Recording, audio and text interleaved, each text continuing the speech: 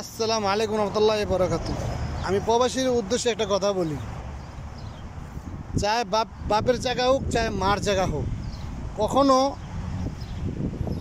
বাপের জায়গা নাহলে মার জায়গা কখনো ঘর উড়াইবেন না। উড়াইবেন এই কারণে, যদি উড়ান তাহলে আপনি যা জীবন পছলাইবেন।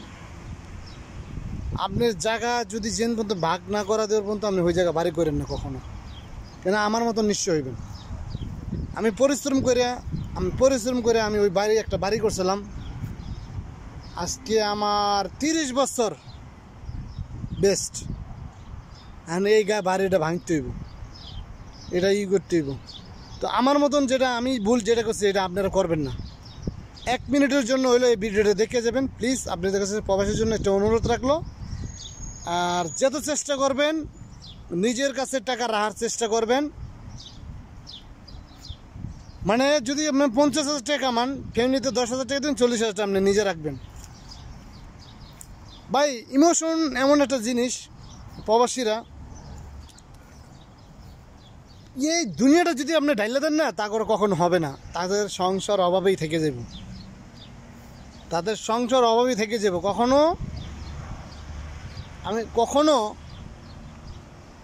মানে করে অভাব শেষ হইতো না।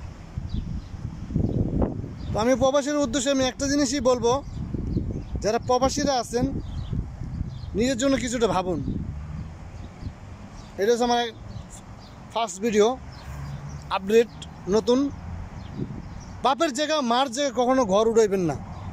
এভরিথিং দরকার হলে জায়গা জমিন ভাগ করে তারপরে নিজে স্টুন করে নিজে ঘর উড়াইবেন।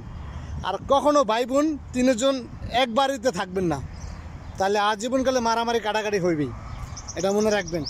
আমি এটা কথা খাতা কলমে লিখে রাখবেন ভাই। বর্তমানে যুগের লগে তাল মিলতেছে।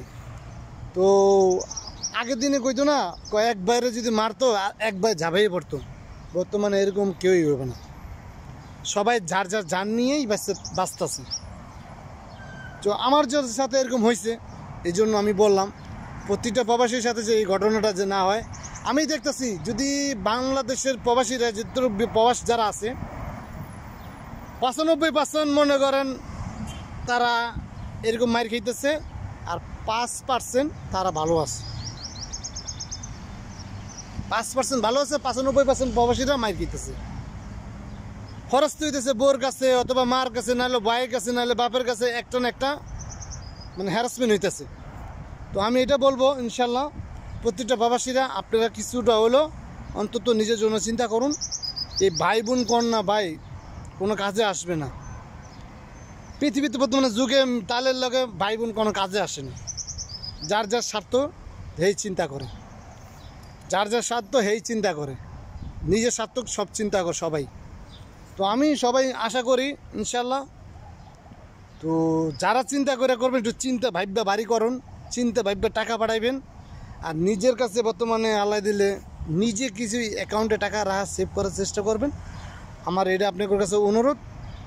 প্রবাসীর জন্য কিছুটা আমি গল্প লিখছি, এই গল্পটা সবাই শুনবেন ইনশাল্লাহ আশা করি।